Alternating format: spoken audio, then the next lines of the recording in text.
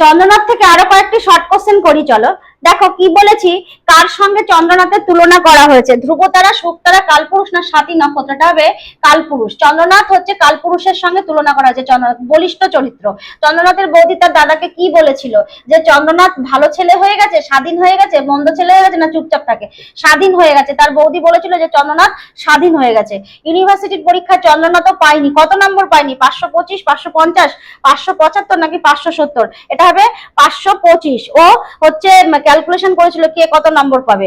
চন্দ্রনাথ চিঠিতে কেটে লিখেছিল কি? বন্ধু বরেশু, প্রিয় সাথী, মাই ডিয়ার, নাকি প্রীতি ভাজনেশু? লিখেছিল প্রীতি ভাজনেশু। হিরুকে যে চিঠি লিখেছিল সে তার প্রীতি ভোজন অনুষ্ঠানে যায়নি, তখন সে হিরুকে একটা চিঠি লিখেছিল, সেখানে কেটে লিখেছিল প্রীতি ভাজনেশু।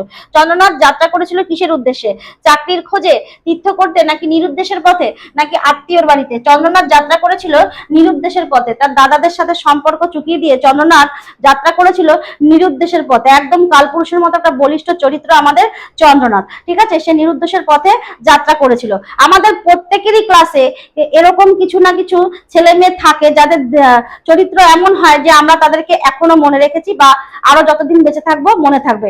আমাদের ক্লাসেও এরকম অনেক ছেলে মেয়ে ছিল যাদের অনেকের কথাই আমাদের মনে আছে। ভিডিওতে তো সবার কথা বলা যায় না, তোমাদেরও নিশ্চয়ই কোনো না কোনো এমন সহপাঠী ছিল যাদের কথা তোমাদের এখনো মনে আছে। তো চন্দ্রনাথ হচ্ছে একটা বলিষ্ঠ চরিত্র।